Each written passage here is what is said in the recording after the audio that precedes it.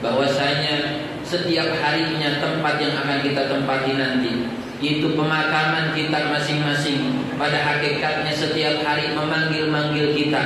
Karena dalam satu riwayat dikatakan innal qabra yunadi kulla yawmin khamsa marrat, sesungguhnya makam atau kuburan yang akan kita tempati setiap harinya memanggil-manggil kita dengan 5 kali panggilan. Yaqulu, yang mana tempat yang akan kita tempati tersebut berkata, ana baitul wahdah faj'al laka mu'nisan qira'atal Qur'an. Aku adalah tempat kesendirian, maka jadikanlah sesuatu yang akan menghibur engkau. Maka jadikanlah sesuatu yang akan membahagiakan engkau di dalam tempatku nanti dengan selalu membaca Al-Quran. Tentunya baca Al-Quran tersebut bukan hanya sekedar membaca, tapi juga sesuai dengan ilmu yang ada. Karena memang di dalam hadis Nabi pernah bersabda, Iqra'ul Qur'an fa innahu ya'ti yaumal qiyamah li ashabi. Bacalah oleh kalian Al-Quran, karena sesungguhnya Al-Quran itu akan menjadi penolong bagi orang-orang yang membaca.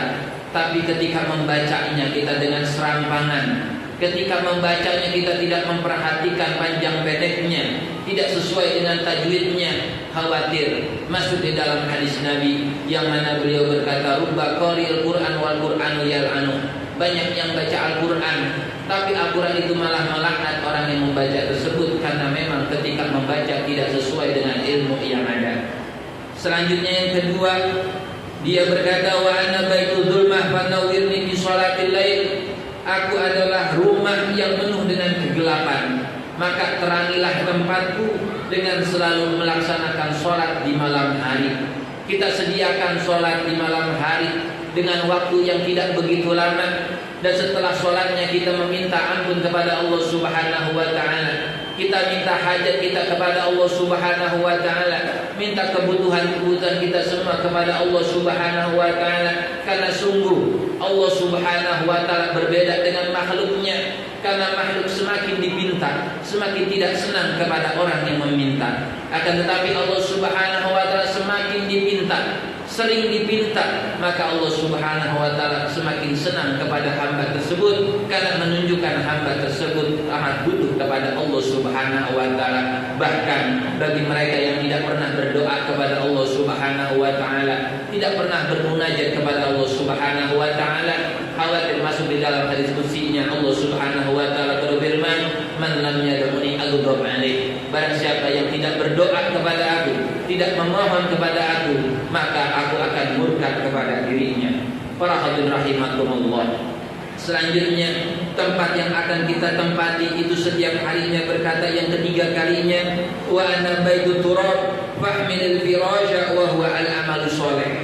Aku adalah tempatnya tanah, penuh dengan dinginnya, penuh dengan pengepannya, dan bawalah alas tidurmu nanti di dalam tempatku dengan selalu melaksanakan amal soleh, baik sholatnya, puasanya, zakatnya, hajinya, umrohnya, membaca Qur'annya, ataupun amal-amal soleh yang lain. Dan ketika kita sudah diberi taufik oleh Allah Subhanahu wa ta'ala untuk mengamalkan amal soleh, sudah istiqomah di dalam mengamalkan amal soleh, maka jagalah pahala amal soleh tersebut dengan tidak mengumbar, dengan tidak menceritakan amal-amal soleh kita kepada orang lain, dengan tidak bangga terhadap amal-amal soleh kita kepada orang lain, dengan tidak riya terhadap orang lain akan amal-amal soleh kita. Karena khawatir ketika kita sudah melaksanakan banyak ibadahnya, ketika kita sudah banyak melaksanakan amal solehnya, akan tetapi ketika didasari dengan riya,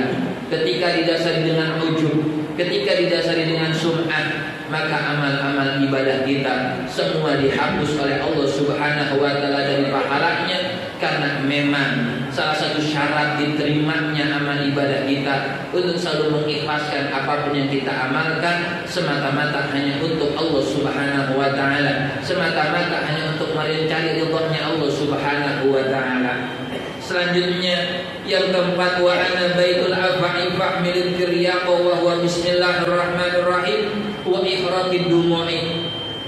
Dan aku adalah tempat sarangnya ular, maka bawalah penawar ular tersebut agar tidak ada ular di dalam tempatku, dengan selalu membaca Bismillahirrahmanirrahim, dan juga sering untuk menangisi terhadap kesalahan-kesalahan yang kita miliki di dunia, sering menangisi terhadap maksiat-maksiat yang sering kita lakukan. Ketika kita introspeksi diri, ketika kita bermuhasabah diri, kapan terakhir kita menangisi dosa kita?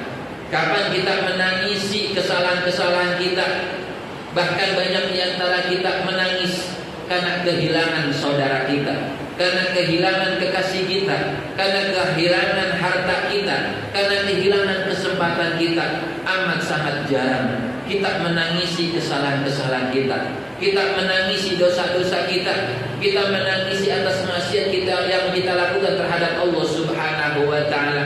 Oleh karena itu, dengan adanya perkumpulan Jumat seperti ini, dengan mengadakan sholat Jumat seperti ini dijadikan oleh kita sebagai cas agar sampai Jumat ke depan selalu terus istiqomah, terus menangisi kesalahan-kesalahan yang ada pada diri kita, dan terus berusaha untuk selalu baik dalam setiap harinya, agar ketika nanti ajal menyebut kita dalam keadaan tersenyum dan orang-orang yang ada di sekitar kita itu dalam keadaan menangis.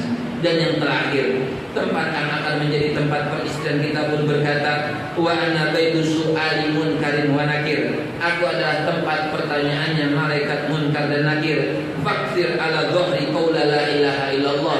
Maka perbanyaklah engkau di atas punggungku, yaitu maksudnya di atas tanah, untuk selalu untuk memperbanyak membaca la ilaha illallah. Liyumkina laka an tujibah, agar kau bisa menjawab pertanyaan munkar dan nakir tersebut.